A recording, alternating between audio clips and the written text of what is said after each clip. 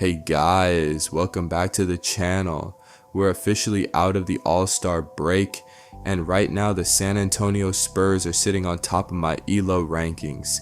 And interestingly, we're starting to align with the NBA's power rankings as well. Those last two games, the blowout wins over the Lakers and the Warriors, were massive, not just emotionally, but mathematically. We did it on a back-to-back, we did it away from home, and when you dominate strong teams under those conditions, the ELO model rewards you. That's exactly how we leapfrogged Detroit in my system, even though the NBA still has the Pistons sitting at number 1 in their power rankings. So now the spotlight shifts. Next up, the Phoenix Suns, and here's the twist: Dillon Brooks won't be playing. Unfortunately or fortunately, depending on how you see it, personally, I actually wanted him out there, and I'll explain why in a bit.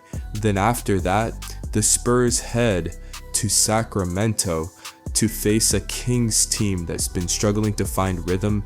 2 games, 2 very different narratives, and both could shape how real this Spurs surge actually is. So let's break it down. Now let's talk about the Phoenix Suns. They're 32-23 on the season, a 58% win rate.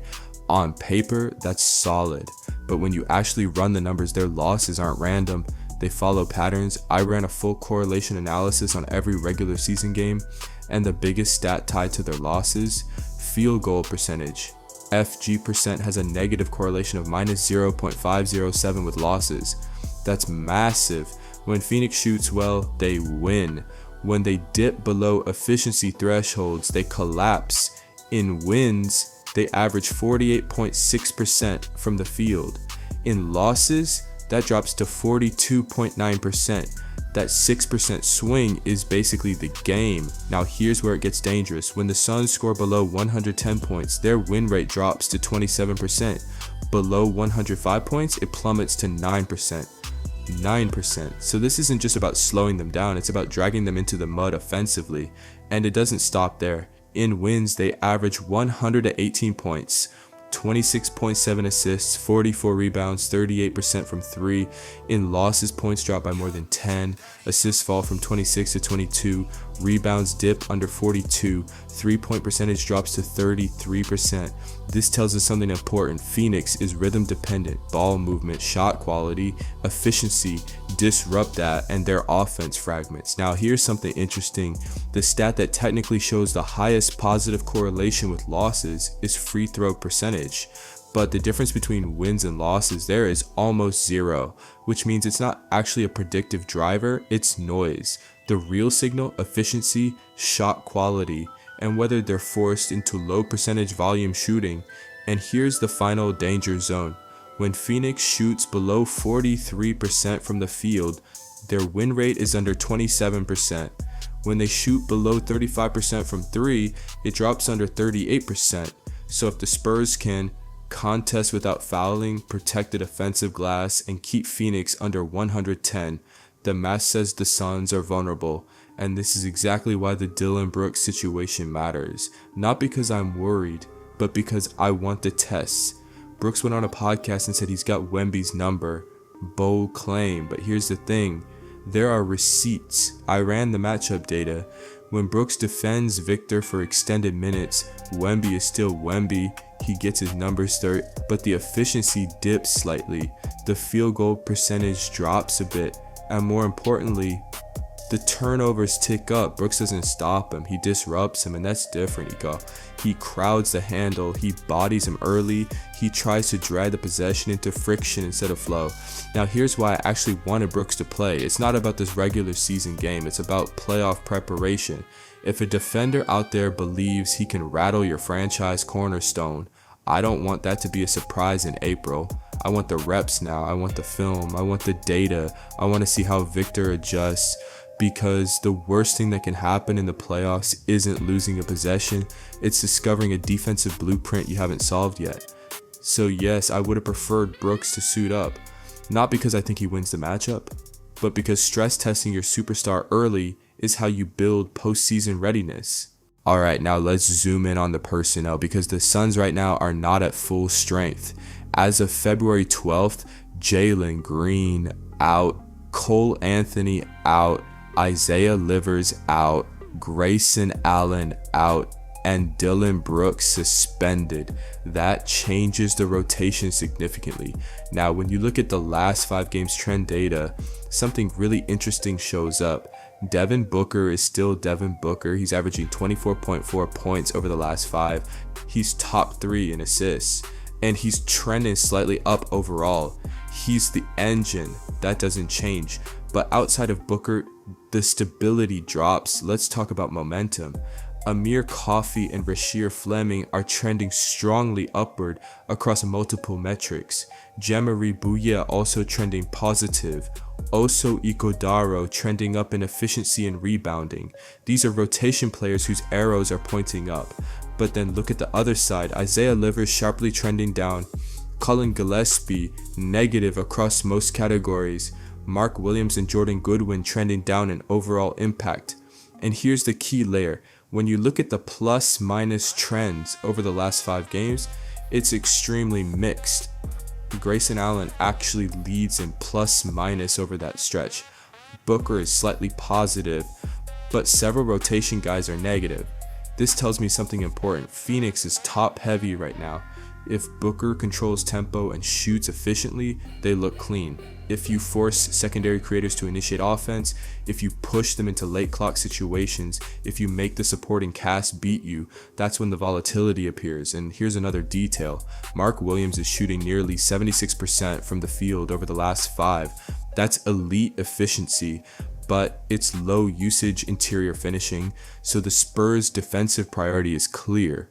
Contain Booker's shot quality, stay attached to shooters, and make their trending down creators prove they can carry load. Because right now, the Suns don't look balanced, they look momentum fragile, and that matters coming off the All-Star break. Alright, let's go to Sacramento. And I'll be honest, I don't watch a ton of Kings games this season. I know there's instability. I know there are tanking conversations. I know the roster hasn't felt stable. So instead of pretending I know the vibes, I pulled every major play type percentile, and I wanted to see what the structure says. Because when a team is unstable, it shows up in the architecture. And the contrast with San Antonio is telling. First cut plays. Sacramento is near the bottom offensively and not strong defensively either. San Antonio, top tier offensively and strong defensively. That's a massive gap. Cutting is timing, effort, chemistry. The Spurs move with purpose. Sacramento looks disconnected. That's system versus fragmentation. Now isolation. Sacramento is low offensively and very weak defensively. San Antonio sits in the middle offensively but defends isolation well. That's important. If Sacramento can't create clean isolation advantages and they can't stop them, that's a direct leverage point for the Spurs. That's not just losing, that's structural vulnerability. Now the backbone pick and roll ball handler. Modern basketball runs on this. San Antonio grades high offensively and high defensively. Sacramento ranks low on offense and near the bottom defensively. That's the clearest contrast on the board. One team dictates, the other reacts. If the Spurs control tempo through pick and roll, this can tilt fast. Post-ups are interesting. Sacramento actually grades well offensively here. They can generate mismatches, they can score on the block, but defensively, they struggle. San Antonio is more balanced, not elite offensively in post-ups, but extremely strong defensively. So Sacramento might score there, but they won't stop it consistently on the other end. That's a trade-off battle. Offensive rebounding tells a similar story. Sacramento crashes hard, they generate second chances, but they're weak defensively on the glass. San Antonio, strong offensive rebounding and solid defensive rebounding. So if Sacramento plays high variance, crash heavy basketball, the Spurs are built to punish the defensive lapses that follow. Now transition. San Antonio grades strong defensively in transition, solid offensively. Sacramento is weak in both. Transition defense is effort and communication. If that's slipping against a structured, disciplined team like the Spurs, that becomes a momentum swing area. And then spot ups. San Antonio's mid-tier offensively, but weak defending spot ups. Sacramento's low offensively, but more average defensively. So if there's one area where Sacramento can hang around, it's forcing the Spurs into pure catch and shoot outcomes, but they have to generate those consistently, and the data suggests they struggle to do that. So when I zoom out, San Antonio looks structurally coherent, strong in pick and roll, strong defending isolation, strong in cuts, strong in transition defense. Sacramento looks fragmented, a couple niche strengths, post scoring, offensive rebounding, but weak in modern backbone actions, weak defensively in high leverage play types, no clear two-way identity. That's not just bad, that's unstable architecture. And when a structured team faces a fragmented one, structure usually wins. So after all that data, what's the simple plan? 3 things. First, live in pick and roll. San Antonio is strong there. Sacramento is weak on both sides of it. Run it, spam it, force them to guard it over and over, make them prove they can contain it. Second, control transition. The Spurs defend transition well. Sacramento struggles in it. Push when it's there, but more importantly, get back. If you take away their easy points, you force them into half-court structure, and that's where they're unstable. Third, stay disciplined on the glass. Sacramento crashes hard. They hunt second chances, but when they crash, they open themselves up defensively, secure the rebound, finish possessions, and punish their overcommitment. And here's the big picture. Don't play chaotic. Sacramento thrives in volatility, post mismatches, offensive rebounds, scramble possessions. San Antonio wins with structure. Run your system, trust your spacing, lean on pick and roll, defend without gambling. If the game stays organized, the Spurs have the edge. That's the action plan. Simple, structured, repeatable, and that's how you beat a fragmented team.